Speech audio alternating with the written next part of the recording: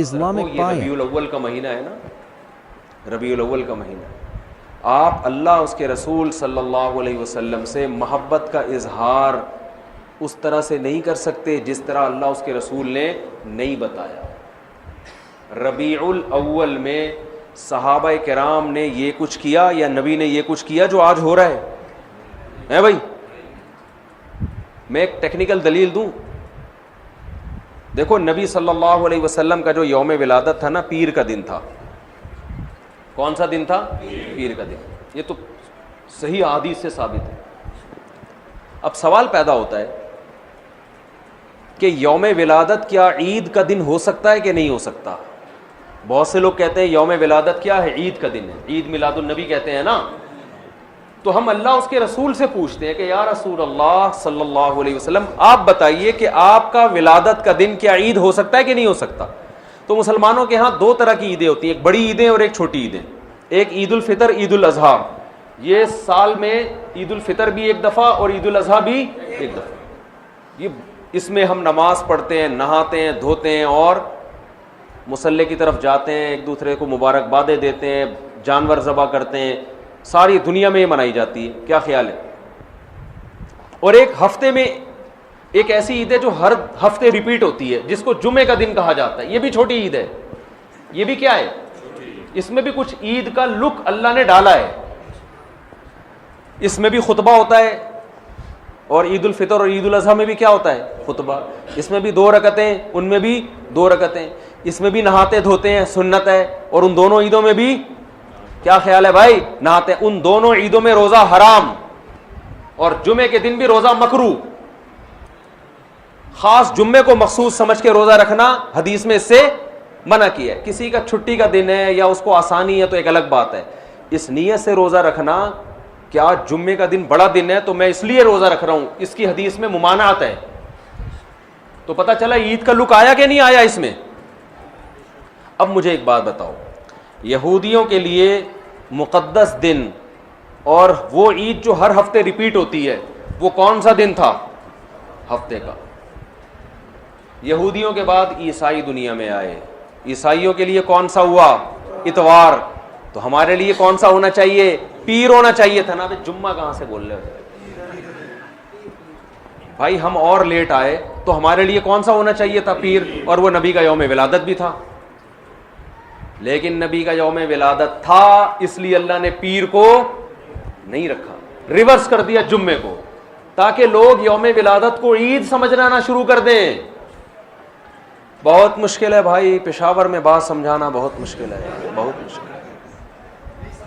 آ رہی ہے الحمدللہ. میں بس چھیڑنے کے لیے کرتا ہوں. وہ تو کراچی میں بھی سمجھ میں نہیں آتی کسی کو. یہ جملہ میں کراچی میں بھی بولتا ہوں, لاہور میں بھی بولتا ہوں. وہ غیرت دلانا مقصد ہوتا ہے کہ بولے یار اتنی آسان بات ہمیں سمجھ میں نہیں, کیسی بات کرو, ایک دم بوجھ میں سمجھ میں آ رہی ہے, جوش میں آ کے بولتے ہیں, پھر آتی ہے سمجھ میں. کچھ مسائل غیرت کے ہوتے ہیں. اب آپ بتاؤ کتنی زبردست لاجک کی بات ہے کہ ہونا پیر کا دن چاہیے تھا, لیکن اور وہ یوم ولادت بھی تھا, لیکن اس کو کیا کر دیا؟ ریورس. اتنا کافی تھا اس امت کو سمجھانے کے لیے کہ نبی کا یوم ولادت میں عید نہ بنانا, اتنا کافی تھا. لیکن نبی نے ایک اور کام کیا. شاید نبی کو معلوم تھا, اللہ نے بتا دیا تھا کہ یہ امت باز نہیں آئے گی, تو نبی نے ایک اور کام کیا کہ پیر کو آپ نے روزہ رکھا. صحیح بخاری مسلم کی حدیث ہے. صحابہ نے پوچھا آپ روزہ کیوں رکھتے؟ فرمایا میرا یوم ولادت ہے. عید کے دن روزہ رکھنا جائز ہے؟ کیا مطلب؟ روزے کا عید کا جو تھوڑا سا بھی تصور تھا نا یوم ولادت میں, اس تصور کے بالکل کھرچ کے جڑ سے خاتمہ کر دیا کہ روزہ اور خوشی کا دن جمع نہیں ہو سکتے. اور آپ پھر یوم ولادت کو یوم عید کہہ رہے ہو. تو یہ وہ کوشش ہے جو اخپل کوشش ہے, یہ اللہ اس کے رسول کی بتائی ہوئی کوشش نہیں ہے. خوشی میں کھایا جاتا ہے, روزے نہیں رکھے جاتے. ہمارے نبی روزہ رکھے, تبھی آپ دیکھو سعودی عرب میں سب عرب اکثر روزہ رکھتے ہیں پیر کے دن, سنت ہے. ہمارے یہاں رواج نہیں ہے. جمعرات کا بھی رکھتے ہیں, پیر کا بھی. پیر کا جمعرات کا تو کسی بھی وجہ سے رکھ لیا, لیکن پیر کا اس لیے رکھا کہ یوم ولادت ہے میرا. تو خوشی میں کھانا کھایا جاتا ہے. روزہ تو کھانا پینے سے بچنے کا نام ہے. اس کی میں 2 مثالیں دے دیتا ہوں تاکہ اور سمجھ میں آ جائے. آپ کی شادی ہو گئی, فرض کرو, کہہ رہے ماشاء اللہ, فرض کرو شادی ہو گئی, دوست ملتے ہیں, یار سنا ہے تیری شادی ہو گئی, خوشی میں کیا کھلائے گا, یہی کہتے ہیں نا. آپ نے کہا اتنی مجھے خوشی ہوئی ہے کہ کل صبح نہ میں ناشتہ کروں گا نہ تم ناشتہ کرنا, ہم کھانے سے کیا کریں گے, اوائڈ کریں گے. تو کہے گا بھائی تیرا باپ دنیا سے چلا گیا ہے جو غم میں نہیں کھا رہا تو. حدیث میں آتا ہے نا جس گھر میں میت ہوتی ہے تو لوگ غم زدہ ہوتے ہیں تو ان کو کھلاؤ جا کے, کیونکہ وہ کھا نہیں سکتے بیچارے, غم میں ہوتے ہیں, پکاتے نہیں ہیں. آپ کا بیٹا پاس ہو گیا امتحان میں اچھے نمبروں سے, لوگ پوچھتے ہیں بھائی بڑا مزہ آ رہا ہے یار, کیا کھلائے گا. آپ نے کہا ڈنر کا ناغہ ہے, آج تم بھی رات کو بھوکے سو گے اور میں بھی بھوکا سو. تبھی عید کے دن روزہ نہیں ہے بھائی. روزہ اور عید ایک دوسرے کے بالکل اپوزٹ ہیں, ضد ہیں. ہمارے نبی نے یوم ولادت میں روزہ رکھ کے بتا دیا کہ آج کا دن عید نہیں ہو سکتی. اور ایک اور بات, مسلمانوں کی عیدیں عید الفطر اور عید الاضحیٰ رات میں ہوتی ہیں صبح ہوتی ہے؟ بولو نا بھائی, کرسمس صبح ہوتی ہے رات کو ہوتی ہے؟ رات میں. اسلام میں عیدیں صبح کے وقت میں رکھی گئی ہیں کیونکہ رات میں انسان شراب کباب کی طرف جانے کا خطرہ, عیاشی کی طرف, رنگ رلیوں کی طرف جانے کا خطرہ زیادہ ہوتا ہے, بتیوں کی طرف جانے کا خطرہ زیادہ ہوتا ہے. تمیز سے نہیں مناتا وہ. صبح بدتمیزی سے عید منائی نہیں جا سکتی صبح کے ٹائم میں, ہے بھائی. صبح تو نہا دھو گے نماز پڑھے, جمعے کو بھی دن کی روشنی میں رکھا گیا, جمعہ رات میں نہیں رکھا گیا. اسلام کے سارے تہوار کب ہو رہے ہیں؟ اور عید میلاد النبی صبح منائی جاتی ہے یا رات کو؟ جوش و خروش آتا ہے رات کے وقت, بتیاں, پھر ناچ گانے بھی ہونے لگے آج کل. تو کیک کاٹنا شروع ہو گئے, بریک ڈانس شروع ہو گیا معذرت کے ساتھ. کوئی ناچ رہا ہے, کوئی نبی کی محبت میں ناچ ناچ کے گر گیا نیچے, ہے جی, پتہ نہیں کیا کیا کر رہے ہوتے ہیں.